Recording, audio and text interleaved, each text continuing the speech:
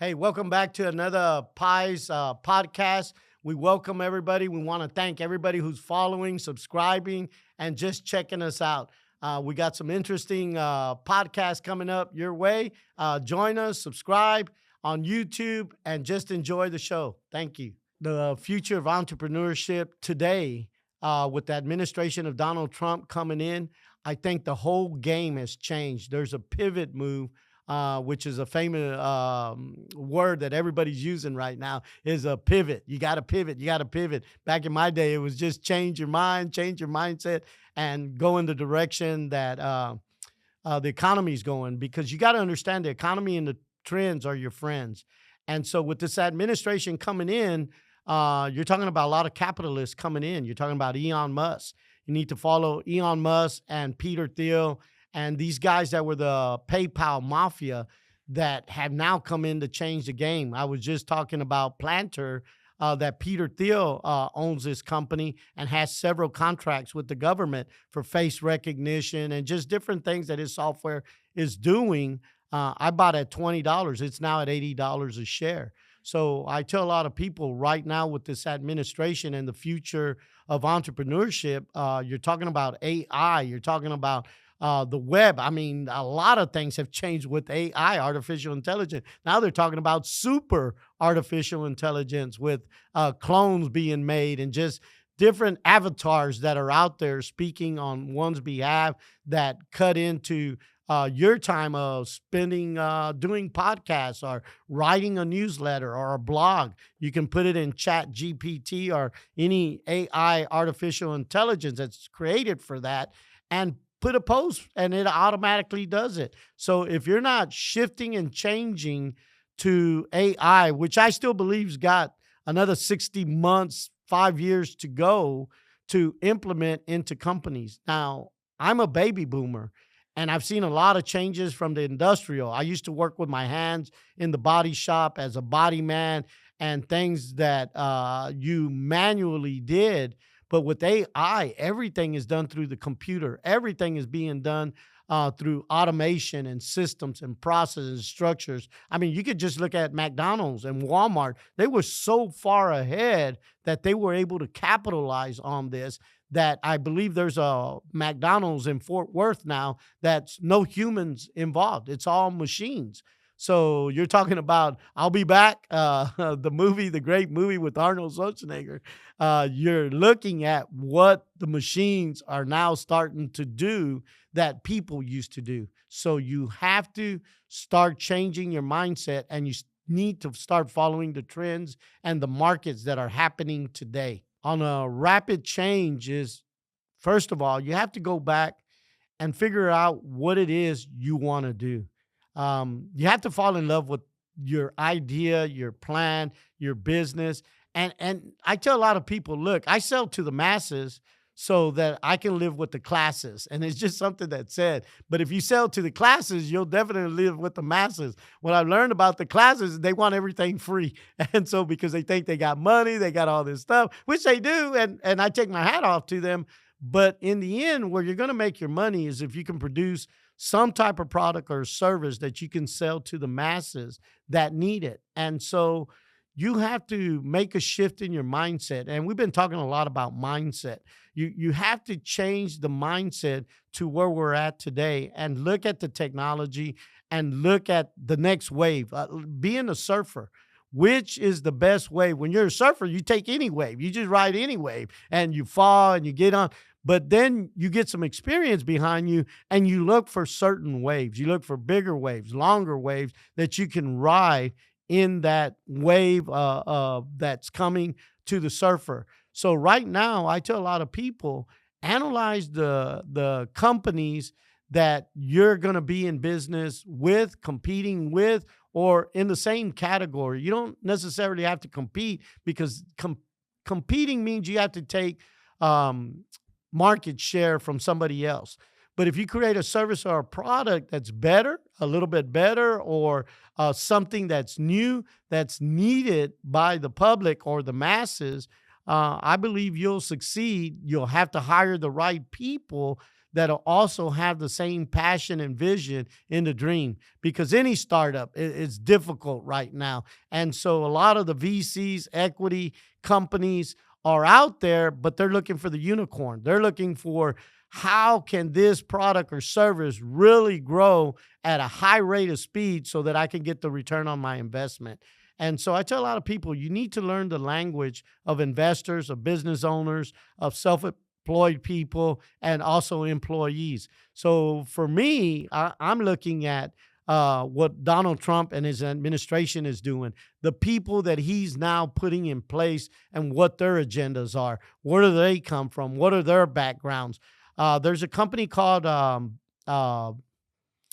Value, True Value, and you can analyze any company that you want to look at. And you look at these companies to value their price to earnings, their profit and loss, their balance sheets, the K-12s. You're able to look at all this information on companies if you're going to invest in stock.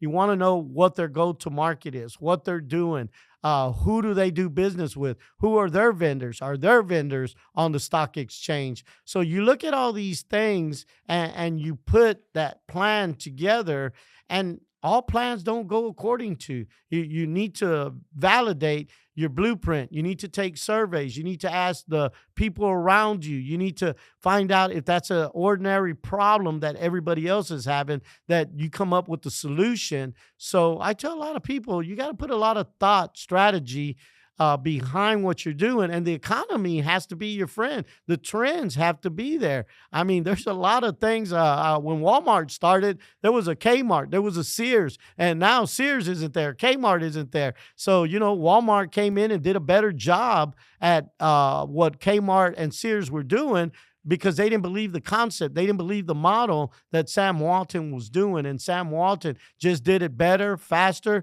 and worked harder than anybody else that was out there. So, you have to read, you have to get around mentors, and you have to do the things that nobody else is doing. That gut feeling is great up to a level, but now you got to put some data with it, some key indicators. You need to get around people that already hit that $1 million milestone, that are at 5 million, 10 million. So I tell people all the time, start with the end in mind. Like Stephen Covey says, start with the end in mind, and you work backwards. And, I bought all my funeral plots. I bought my coffins. I bought my life insurance. I bought my suit. I prepared what I wanted the pastor to read at my funeral. I don't expect to die tomorrow, but when that opportunity comes, my family is now ready and prepared for everything that I wanted in my wishes. Looking at AI, within this last year, I've implemented several different AI websites, ChatGPT. I've even repaired some of my credit through ChatGPT, analyzing Experience, Equifax, and TransUnion by putting the report in there. And now they tell me all the discrepancies that are happening on my report, which I sent out to the credit bureaus, which have now deleted some of the information on my credit, because it all has to be the same information. It can't be different. It's got to be the same. So just in that case, all these credit repair shops that are out there, I believe they're going to have a disadvantage against ChatGPT, because I did it in 10 minutes, 15 minutes, and I had the reports ready and I was mailing them off certified that same day.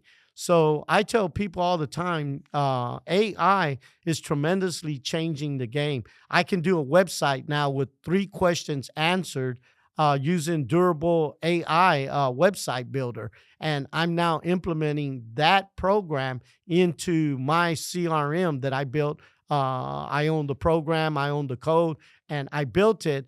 And so I tell a lot of people, I'm a baby boomer, and I'm looking at AI to really build something to make it a lot easier for all the clients that I do taxes or bookkeeping or insurance or real estate loans. I'm looking at how I can implement these AI programs that are out there to make it easy for my client to come in. Now, you have to understand, I'm a baby boomer. And as a baby boomer, I know about DOS. that Bill Gates bought from an individual for $50,000. And then from there, of course, he built Windows, Microsoft, and the war with Steve Jobs, that he stole it from Steve Jobs and Apple, and the war was on, right? So don't show anybody anything you don't want somebody else to go and do unless you want to do it and make it happen. And so I tell people I'm now implementing durable website. I'm implementing Chat GPT. I'm implementing Rostro Latino, which is my editorial or my paper that I'm building out for entrepreneurs. And I'm using Chat GPT with Canvas, using Gemini, just different things that graphic designers that I used to have, I no longer need, because I have these AI graphic designs that are being established just by me describing. I understand what English is now for in school, adjectives, pronouns. You need to have that describing what you want on AI. If you're an English major, you should do really great at describing what you want to do on Chat GPT or AI. So the AI wars are there, but I think we still have 60 months, 5 years before the baby boomer or the new millennium take over these different programs that are being started. Not all programs will survive. They'll be better and improved with super intelligence. And so what I'm telling people right now, because I've been able to adjust from DOS to the AI, I'm kind of in the middle. So I'm kind of DOS AI program related. I've met some people from Harvard, Stanford, and these guys are all into AI and they're building all these AI, but you almost need a technical engineer to go in there and build what you need, or an English major to describe what it is you want. So I kind of built my CRM DOS savvy or able for a baby boomer to type in the things that they want to do. And I built out models that are already there for them to make it easier. Now I've implemented some of the AI programs in there. I've partnered with T-Mobile, NMI, the merchant accounts, and I got Xero on my platform, an accounting platform, to make it really easy for the baby boomer, my age, 61 and above, to really implement a system that's really easy to use.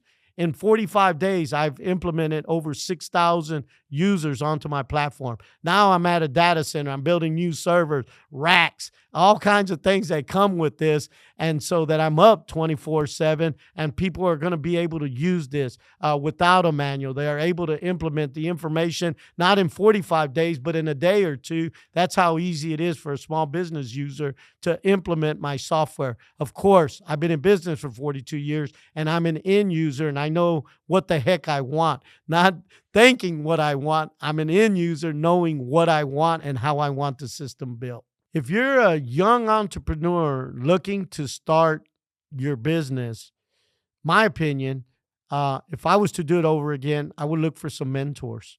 I would even work for a mentor.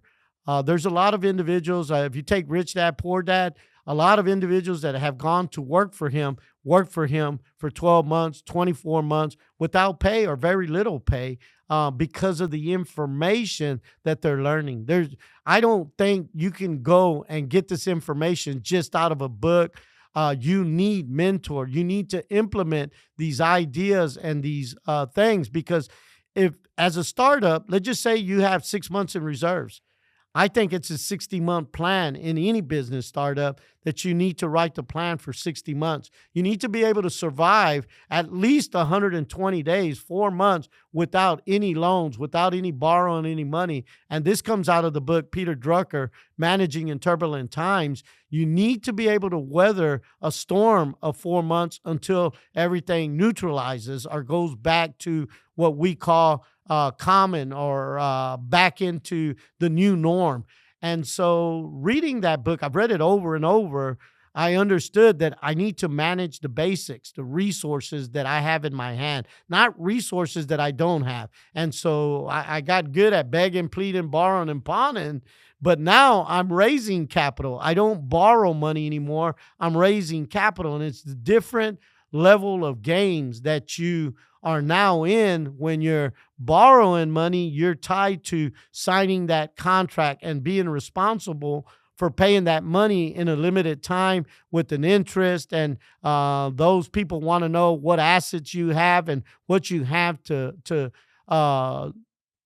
secure that loan. On capital raising, people believe in the idea, the dream, the blueprint that you drew up. And like me, right now, I have reoccurring payments in bookkeeping, doing 60,000 a month now, monthly, just from bookkeeping that I did in reoccurring fees. So I tell a lot of people, if you go out and implement something, you start small, you start implementing it, you start growing it, but you start practicing talking to investors. How do you do that? Read some investment books on venture capitalists, on equity partners, different things that you can go out and read, then practice in front of the mirror. Hello, my name is Sam Pice, founder of the LMS Group. For over 30 years, I've been helping the Latino community with taxes, insurance, real estate. These are the things that you practice so that you become normal and ready to talk to individuals. And what's your plan? What's your business plan? What are your P&L? What are your balance sheet? If you don't understand that, get you an accountant that can build that.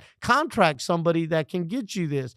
Practice with your friends. Practice with people that you know, and have them give you criticism about what you're saying. Go to all the naysayers. They're going to shoot you down. That way you get used to being turned down. And that way you know what it feels like. And at the end, you're ready, whether you get turned down on $1 million or $100,000 or $10 million, you're prepared for that emotion that you need to control. I think the young entrepreneur, the millenniums, grew up in a household that either parents were W-2 workers. And so from day one, they've been instilled with W-2 mentality as an employee. And so I think they have a lot to overcome unless they grew up in a household of entrepreneurs to understand the difference of an employee, secured paycheck supposedly till the pandemic came and everybody was being laid off. Then you had to depend on unemployment. And I give a prime example. I got a buddy of mine that I went to school with that's a professor. He's out in Austin. And this guy went to unemployment and got whatever amount that he got on his salary. And me as an entrepreneur received millions of dollars. And we talked about this. He said, this is not fair. You quit school in the 10th grade and a GED, but yet you got millions of dollars in help from the government. And my unemployment was based on my salary. And it's just crazy. It's insane how this works. Well, you got to understand that America is a capitalist country. And so the people that are going into government right now are capitalists. Donald Trump is a capitalist. If you haven't looked at him, he's selling coffee mugs, T-shirts, buttons. He's selling everything that he can promote at Donald Trump. The Truth, social media went to billions of dollars, made him a billionaire again. So, you know, I watch MSNBC and I laugh. Who are these individuals giving this news on MSNBC? They're W-2 employees. They've worked for the network. They got a paycheck. They don't understand capitalism. I laughed at Ramos when he tried to interview Donald Trump, and I put this in my book, El Presidente, The American Dream. He went to interview him as a W-2 employee, and he was laughed at. I haven't heard of Ramos in I don't know how long after that interview. I laughed at the interview. Dude, this guy's a capitalist. He's a president of many companies, and he thinks different than the questions that you were asking him. You should have prepared as a business owner to ask him the right questions in capitalism. And so, you know, a lot of people on MSNBC, I laugh at what they're saying. Oh, they're going to come after us. You should be worried, I think. If you try to prosecute the man, you know, you never thought that he would receive presidency again. So now here it is. So, you know, like Obama said, you know, you didn't vote for me, get over it, get in line and do what you got to do. This is the same thing Donald Trump is saying. So I tell a lot of people, if you're a millennium, look, you need to find out how your thinking is. Get that mentor and test your theories, test your thinking. Because if you grew up in a household of W-2s, that's your thinking. So if you want a startup, you got to get around other entrepreneurs. You got to get around investors. You got to get around other people that think in a whole different model than just the employee mindset. Most people told me they're secured with a good paying job, getting their 4-year degree, a bachelor's degree, a PhD. And yeah, they might do well. They might get the 6-figure, 7-figure, and they live well. But I tell people all the time, what was your real dream? What was your success? I told a guy the other day, success is different for everybody. Everybody has a definition of what success. Success might be living in the barrio, owning 2 houses and cooking barbecue every day and living off welfare or whatever it is. That's success. That's great. That's his mindset. There's no wrong answer here. There's no you were wrong and I was right, or you were right and I was wrong. It's the opinion of how you look at life and what success is to you. Now, the Bible talks about the sins of the father live to the 4th generation. So that means, what morals did you teach your kids that now taught the grandkids, and so on? I remember living in the hood, and I would tell my kids, look out, here comes the cops. You're not in a seatbelt. You're not, and everything. So I put fear in them about cops, about police officers, that now I look at them and I said, no, that's wrong. They're here to help. I bought breakfast for a group of police officers and thanked them, because January is going to be tough for them on deportation, on illegals, on immigrants, on separating families, doing their job. And here we're putting anger and hate inside our own kids that now pass on to the grandkids. No, you don't talk to the police. You don't do this. You don't do that. And so in the end, we need police officers to keep order. If not, all these drug dealers and thieves and robbers and everything else would have disorder. Just look at New York. The mayor that's a Democrat is reaching out to the Republicans on how are we going to put order in New York? How are we going to put order with all these gangs? You know, we talk about MS-13. We talk about the gang from Venezuela. We talk about, and no offense to anybody, I'm not trying to offend anybody. I'm just saying, what are the mindsets of these people? Because whatever they're doing, they're believing that they're right to take or do. They live in a gathering where you went and took and you did, and there was no law except for the chief that had the same type of tent that everybody else lived in. But, you know, we live in a capitalist country, and you need to know the rules of the game, and you need to get around people that are in that sector or the quadrant, like Rich Dad Robert Kiyosaki says. You need to understand the lingo that people are talking about. If you want to be an entrepreneur, get around entrepreneurs. You are the average of the 5 people you hang around with. So analyze the 5 people you're hanging around with. Can you get to where you want to be with the 5 people you're hanging out with? Now, to get around that sphere of influence, you got to understand that entrepreneurs are busy. They're always working, and they're really busy. You need to ask about 100 people to arrive at 3 to 5 different business owners, entrepreneurs. And you need to read the 4 Quadrants from Robert Kiyosaki. Great book. And my book, El Presidente, The American Dream. Because that'll set your mindset to understand what type of lingo you need to talk to on an entrepreneur. An entrepreneur can be a self-employed individual. And so a self-employed individual works 7 days a week, 24/7, and they got to do everything themselves. They don't know about delegating. They don't know about all the systems and the processes and the structures that they need. They just know how to sheetrock, frame, do roofs, do the trash, whatever it is that their profession is. And I'm talking about basic profession here. If you wanted to be a lawyer, of course, you go to school, you go to college, and become a professional by taking the exams that these people take. But entrepreneurs, you need to know the lingo. If you're going to talk to the self-employed person, if the kids go to them to want money, man, you think them $100 just grow on a tree? Let me show you how I make money every day. And they take you out to learn the business. And that's why most kids don't want their dad or mom's business, because the struggles and the hardships that they go through, because they stopped learning. They only know how to work hard manually, and they believe that they can scale. They're not scaling. They're just growing in linear. They might get to 1 million. They might get to 2 million, but that's as far as their intellectual or their talents is going to get them. Talent can only take you so far. Jordan could have not won 7, 8 championships without the different members of the basketball team. Yes, he was the star. He rode the team. But in the end, he needed a team to win the games. So I tell a lot of people, this is what you need to learn is if you're an employee and I told you, I took you to lunch and I told you, I only want to make $36,000 a year. I don't want to make $1 more. Are you crazy? I want a bigger house. I want a new car. I want to live a better life. I need to make 200, 300,000. But what they don't realize is the more money you make, the more you pay in taxation. It's called earned income. Most people do not get trained in school to understand that working hard to make a lot of money only leads to paying a lot of taxes. Now, I tell an employee, go play golf with these guys at 10 a.m. and hear their conversations. They're looking to make a little deal, a medium deal, a big deal, whatever deal they can make. They're earning their paycheck every day, and you'll be lost in their conversations. If you're an employee washing dishes as a waiter, you'll be lost at what it takes. Man, I make my boss all kinds of money, and he doesn't even appreciate me. He should give me a raise. But you're doing the same thing. Every day you're doing the same thing. You do nothing different to earn that raise. And that's what I tell a lot of people. Don't get offended. But if I go, I only want $36,000 a year. I'm going to give the best ideas to the company. I'm going to work overtime. I'm going to do everything I can because at $36,000 a year, I'm only paying 15% in taxes. That's where I want to be.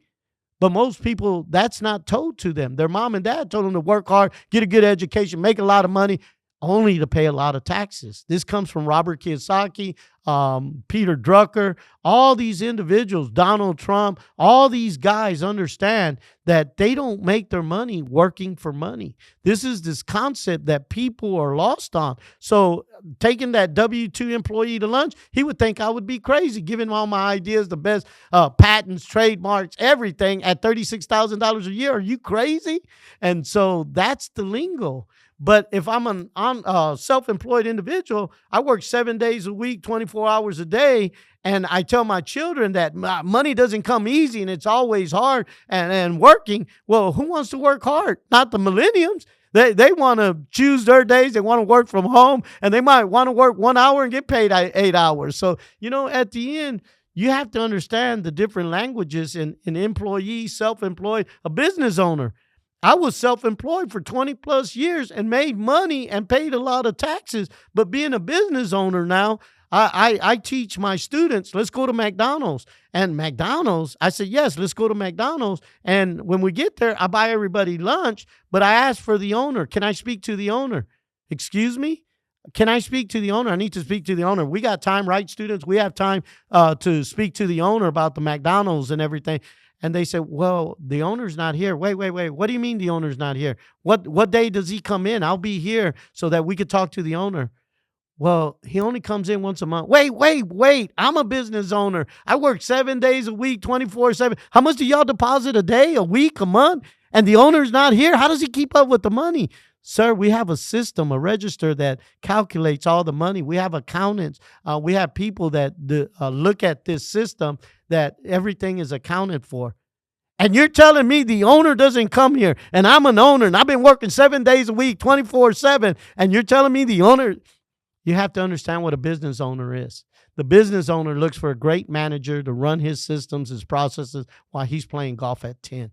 You have to understand the different mindsets that people have. So young entrepreneurs, my opinion is to read the 4 quadrants, El Presidente, the American Dream, and find out how to make your children board of directors and shareholders, because it's a different game of rules for each quadrant. And if you don't know all the rules, guess what? You're going to be played every single time in every division. It took me a minute to learn how to be a business owner. And now with Pi's Capital Investments, I'm learning to become an investor. Return on investment, internal rates of return, P&L, balance sheets, cash flows, EBITDA. I'm getting around accountants, finance degree individuals that understand how to build the models on the businesses that I'm now working and taking over. I want to thank everybody for joining the podcast. I hope this information is sufficient for you. Continue to listen to us. We got more nuggets for you as young entrepreneurs, seasoned entrepreneurs. Again, I have 42 years in business. Subscribe to our YouTube channel. Look me up on LinkedIn under the Sam Pie Show or LMS Tax and Insurance. Again, I want to thank all my viewers for listening and subscribing to our YouTube channel.